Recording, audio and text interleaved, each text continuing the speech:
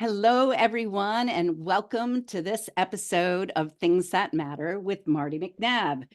I am coming to you today from my mom's basement, which talk about things, but I've gone through a lot of them. As you know, I've been hosting events for over a decade about the stories that get attached to things. So I also agree that things really don't matter, but the stories that get attached to them often do. These are the things we keep, the things that matter, the things that we will leave behind.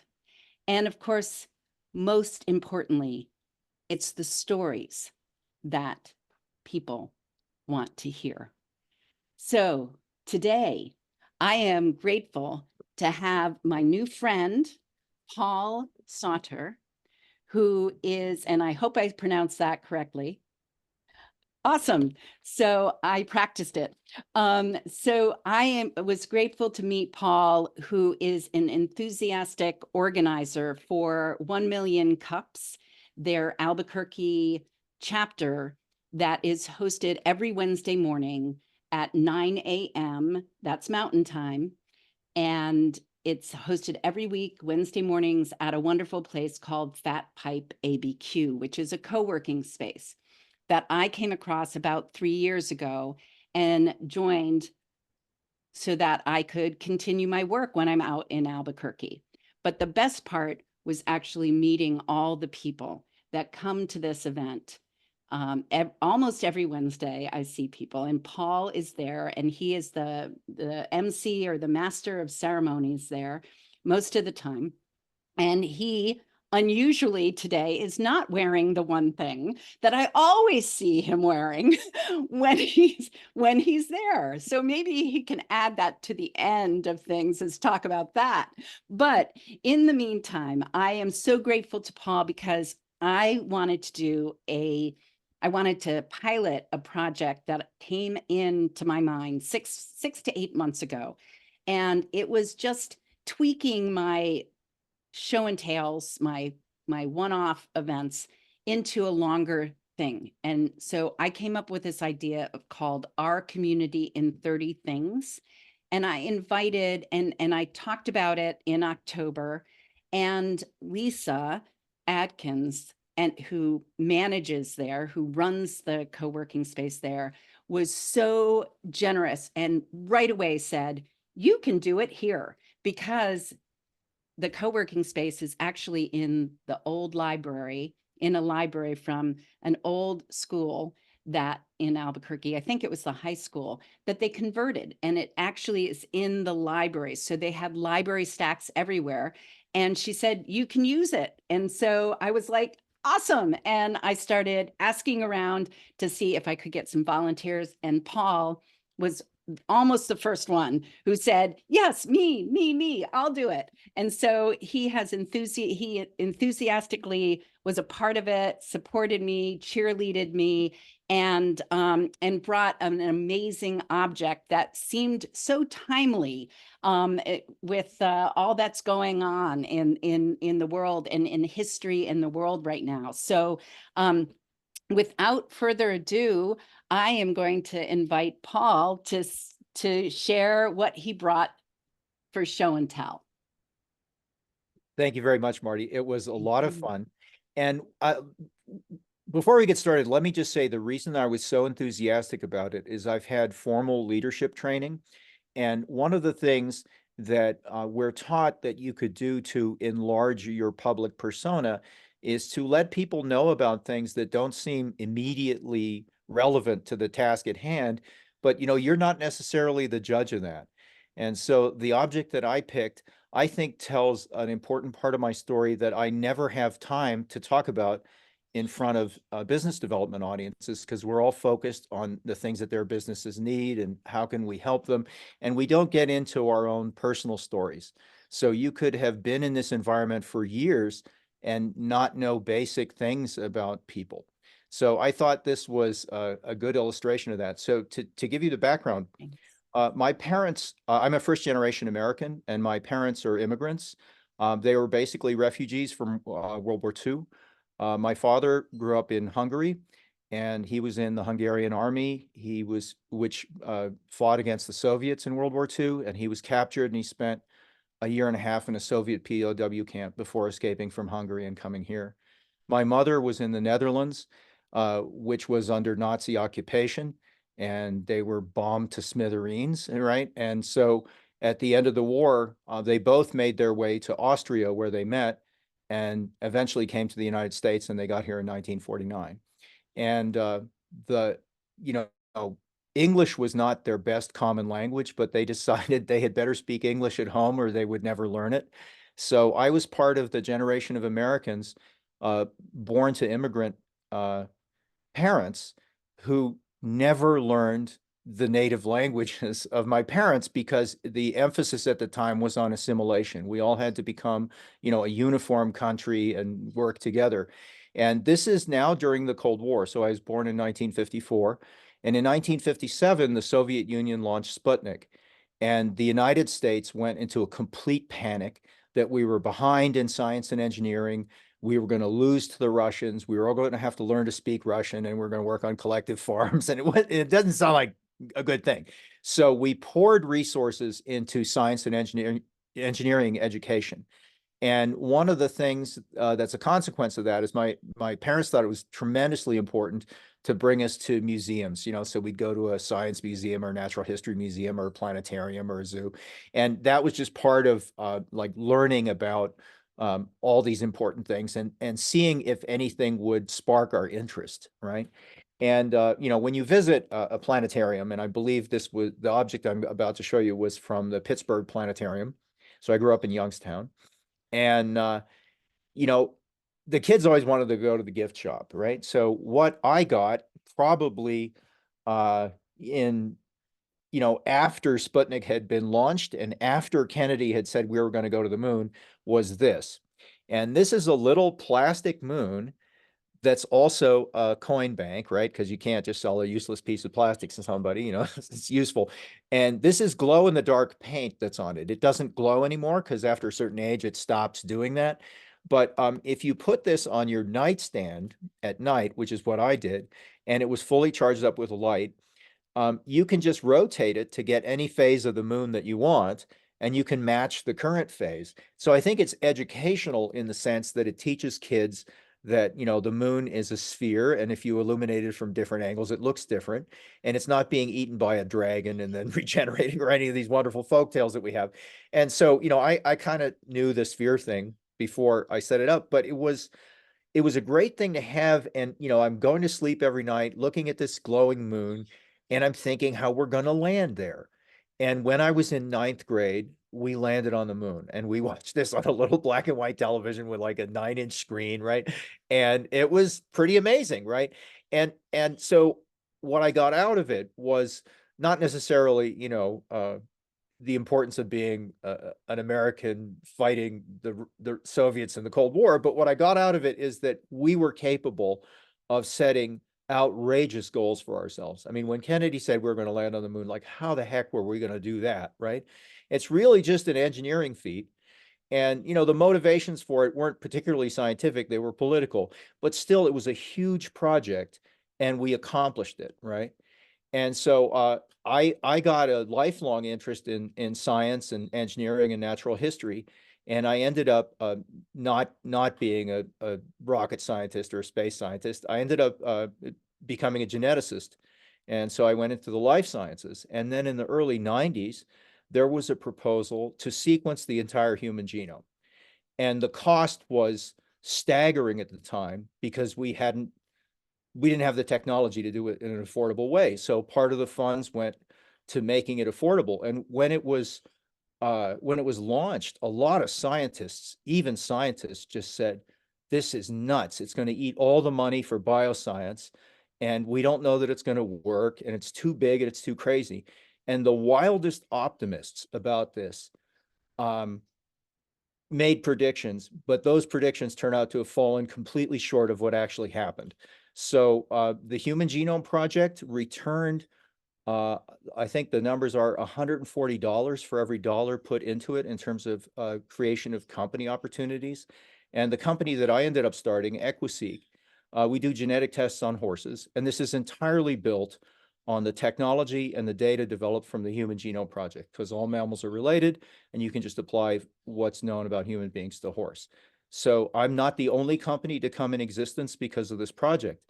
But at the time we were debating the project, like, is it worth doing this? Can this ever happen?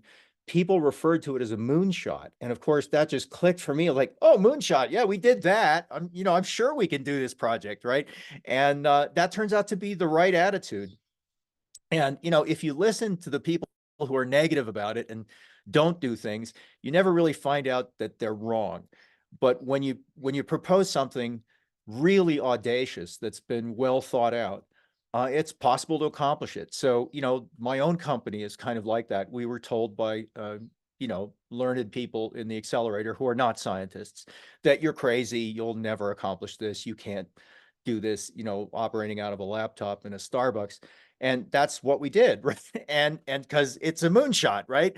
And we know how to do those. You just plan them, just plan the work and work the plan, right? So I had forgotten all about this until we were cleaning out the house that I grew up in, my mom's house. So it'd been 60 years of stuff, and this was in the attic. And I remembered, oh yeah, I used to go to sleep staring at this thing. Maybe this is contributory to the idea of goal setting and not being um, deferred by people who just don't share your vision. It's like, okay, they have a different background. Maybe they run a brewery. They can't understand bringing things into existence that don't exist, right? And so um, I think the object is emblematic not only of my biography and the period I came up in, but I think, it's also informative, like, things you do for children. There's a lot of activities to stimulate interest in STEM.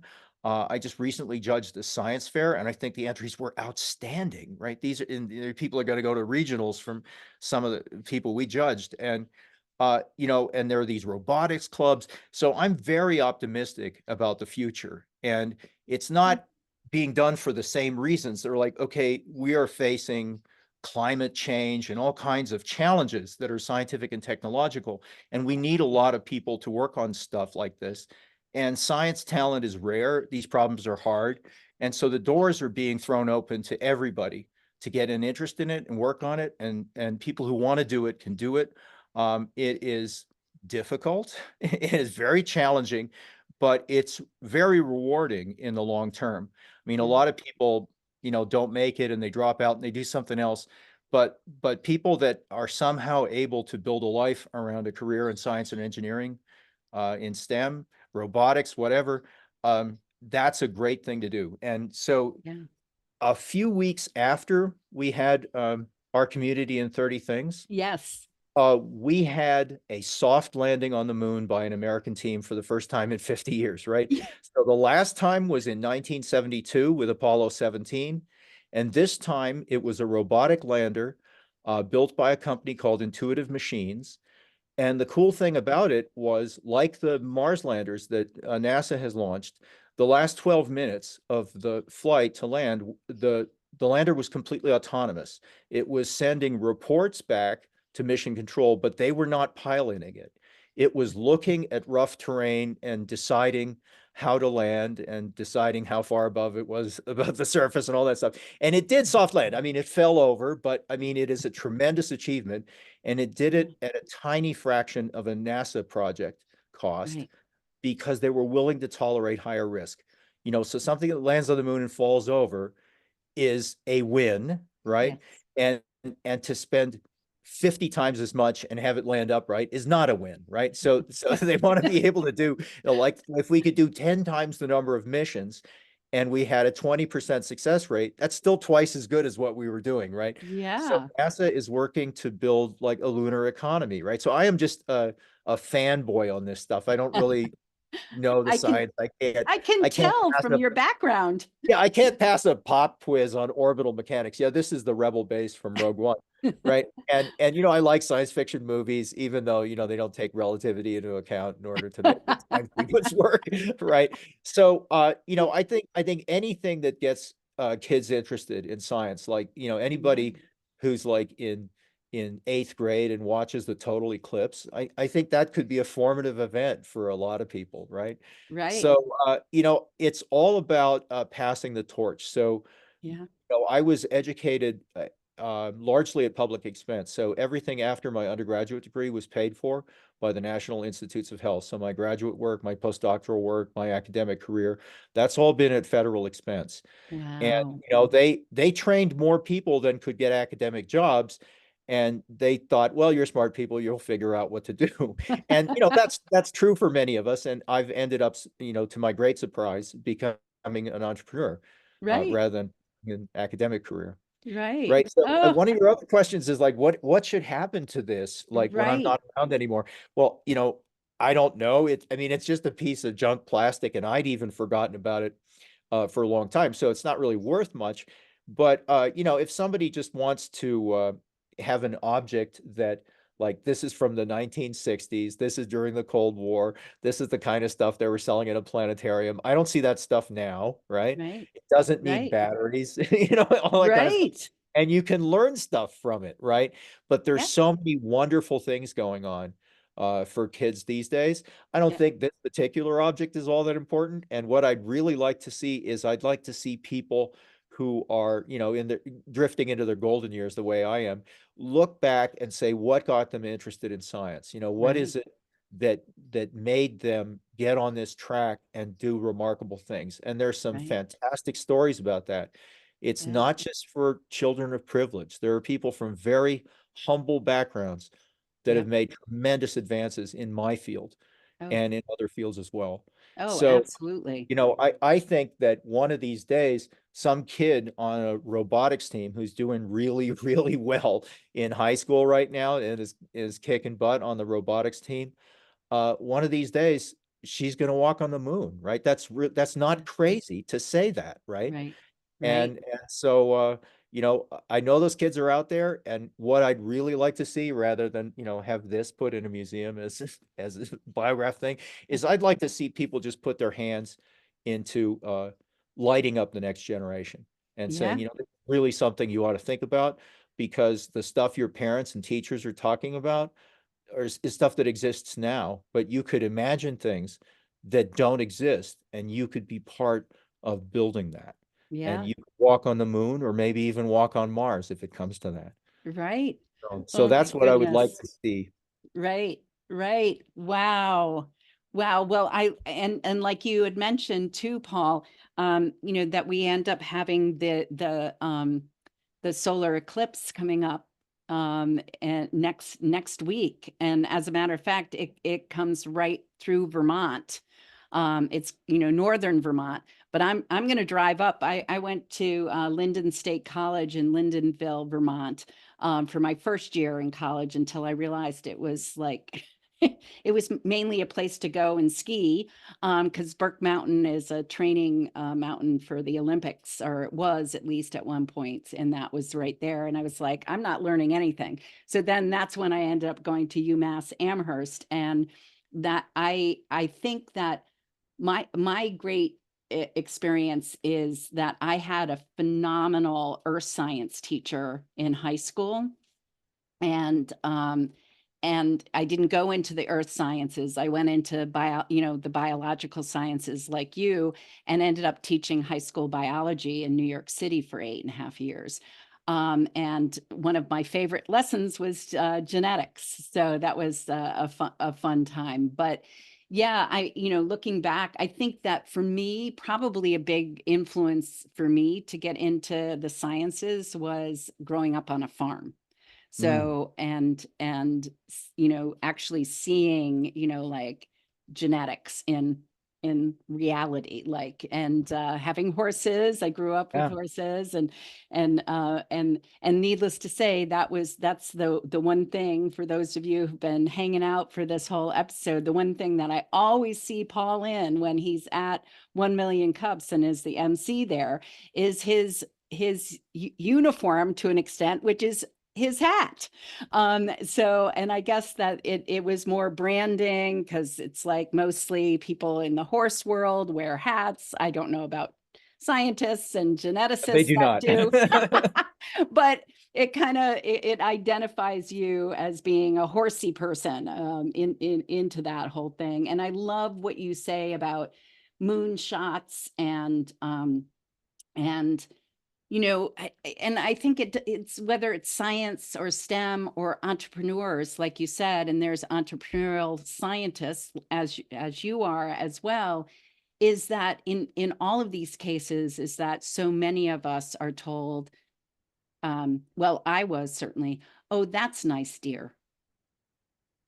So as we've Yeah. spoken about before, that the work that I do, which is about building deeper connections, community, and legacy, all about legacy, is, and your legacy is, it, like you were speaking of, is so much more.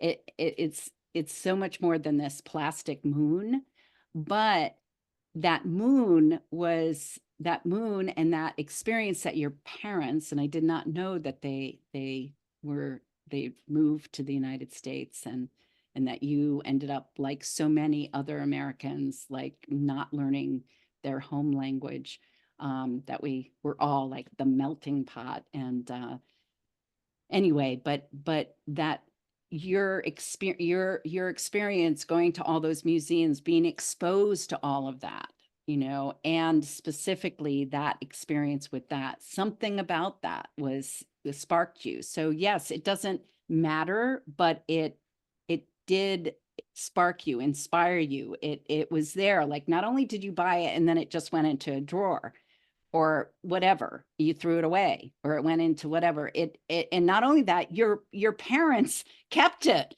so so that you could find it 60 years later. So it's like, there, you put it out, it was in your room, it reminded you every day about what's possible. And I think that's the biggest thing for entrepreneurs too, all of us, and humans as a species. I mean, one of the things that we're dealing with is lack of hope, right? Mhm. And if it, and what what you just talked about is hope, and that you are hopeful, that you are hopeful about the future.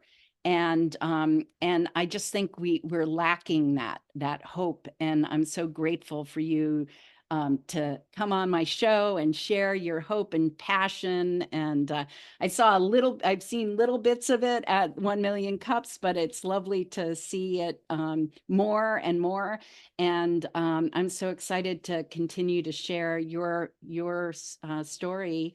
Um, Needless to say, there will be information about Paul's business, Equisy, in the show notes. You can find out more about Paul and the work he's doing in terms of his genetic testing on horses.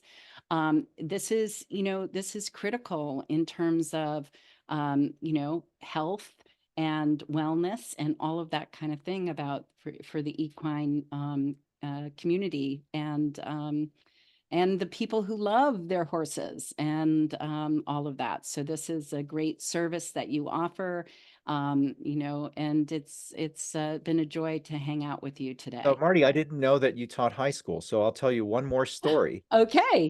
I mean, I don't know if you remember any of your individual classes from high school, like an individual class where a teacher said something that has never left you.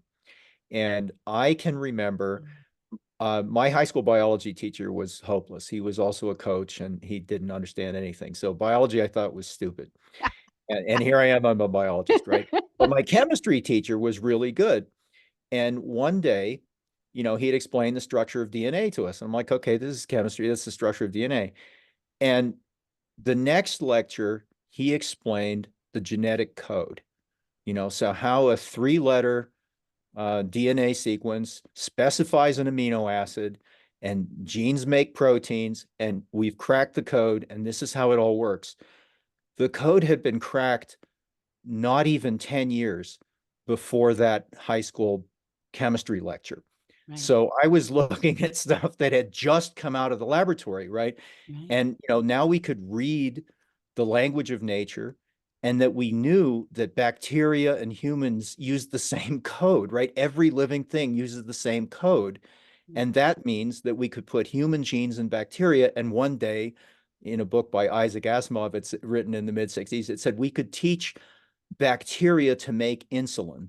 And that was the first genetically engineered product, human insulin, came on the market in the 80s, I think, right? Yeah. So Isaac Asimov just looked at the answer from knowing the code and said, well, this is what is going to happen. It takes a long time for that to happen, right? Yeah. And so now you look at, visionary biologists like George Church. You might have heard of Colossal, which is a company whose goal is de-extinction. They're going to de-extinct the woolly mammoth and bring it back. They're going to try to bring back the thylacine, the Tasmanian tiger, and they're going to try to bring back the dodo. And they have good DNA from all of these. It's a big challenge in something called synthetic biology, which is a newly emerging field. Wow. And, kids today could end up working with that or going to a zoo to see newly rebuilt species that were formerly extinct, right? And that sounds crazy, Right. right? But like, so But so so did all of the other things that but have but happened, right? but the high school chemistry lecture showing me the genetic code, right? There's a great thing about teaching genetics, and sometimes I've done this one-on-one. Yeah. So for people who aren't formally taking the class, is when I get to the point that I can show them the code, it fits on one slide. And I had like a student in computer science and I showed it to him and he's like, that's it? I'm like, yes, that's the secret of life. That's how it works. And he couldn't get over it, right? I am sure that it's going to influence his future career. And I've had that experience with other people. So every time I show people that slide, and I Yeah. explain how we know that and what we can do with this knowledge, it is transformative for that person. So even if they don't Oh, go into biology, they're like, I can't believe we figured this out, right? right. And like just to continue, one of the guys that was instrumental in figuring this out while other people were stroking their beards and theorizing about how it worked was a guy named Nierenberg.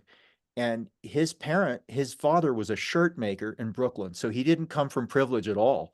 Yeah. He came from, a working background. And while these other guys were stroking their beards at conferences, he was in the laboratory at NIH banging out the answer to this problem, right? Yeah. And It's so like there's amazing. room for everybody.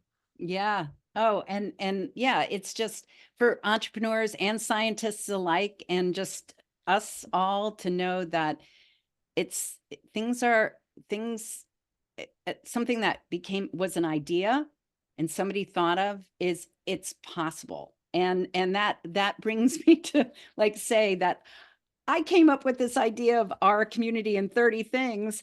And just in October, well, maybe a little bit before that. But then Lisa said yes, you said yes. That's another thing, having the yay sayers and the yes, the people who say yes right away. Let's give it a try instead of those ones stroking their beards and, oh, it can't work, whatever. So you all said yes. And I got, I think there were 14 to get and 15 with me all together, ended up providing one or two objects that would tell a piece of their life story, just like Paul did with his moon.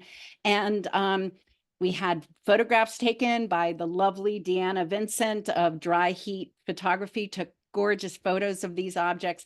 And then we had them up as an exhibition for, I think it ended up being almost 3 weeks, until we had the big reveal, because we didn't have any names or any stories attached other than, of course, the smoke shop, but nothing else was identified. It was just an invitation for people in the community to be curious about one another, just like you said before. Like, be curious, like whose moon is that? Whose watch is that? Who's this? What does this mean? What does that mean? To encourage curiosity and connection.